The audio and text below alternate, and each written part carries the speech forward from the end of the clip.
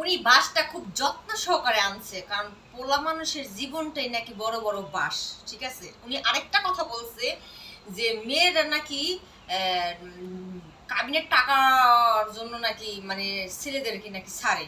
তো আমার কাছে একটাই প্রশ্ন এই দামড়া বেটার কাছে, যে শর্মিলাকে তো তালাক উনি দিছে, শর্মিলা তো আর দেয় না। আর তালাকের যে কাবিনের যে হকটা উনি তো শর্মিলাকে দিয়েছে, শর্মিলা তো আর আয়সা নেয় নাই, তাই না?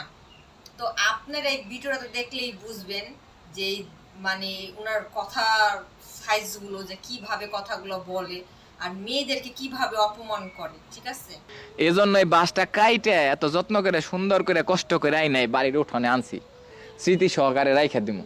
পোলা মানুষের জীবনটা এই এককাওয়ালা বাসের মতো, সব জায়গায় একবারে বৈবাহিক জীবন থেকে শুরু করে বাপ মায়ের সংসার সব জায়গায়। একটা পোলা বিয়ে করছে, এখন তো মেয়েরা তালাক বেশি দেয়, ভালো করেই জানেন।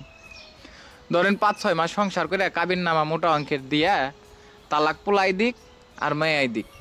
যদি 6 মাস 7 মাস সংসার করে 4-5 লাখ টাকা কাবিন থাকে, তাহলে যদি কাবিনের দেনমোহরের টাকাটা দিয়ে দেন নাকি মাসে কত পড়ে? পড়ায় 1 লাখ টাকার কাছাকাছি। আবার ওই পোলাটা শ্বশুর শাশুড়ি মেয়ারে ভালোবাসে তার গোষ্ঠীর পিছনে খরচ করলো মনে করেন ওই 7 মাসে। আচ্ছা যাই হোক, তো ওনার ভিডিওটা আপনারা দেখলেন। ঠিক আছে, আমার প্রশ্ন, উনি যে এতই ভালো, তাহলে ওনার আগের বউটা কেন গিয়েছে?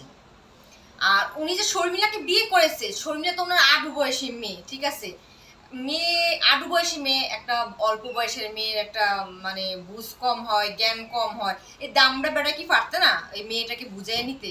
তালাক উনি আগেই দিয়েছে এবং ডিভোর্সের টাকাটাও উনি আগে দিয়েছে। আর দোষ হয় মেয়েদের। আগে নিজের চরিত্র ঠিক করুন। ঠিক আছে, বউকে ঘুম পাড়িয়ে মেয়েদের সাথে চ্যাটিং করা, আর মেয়ে মানুষ বললেই তার সমস্যা হয়ে যায়।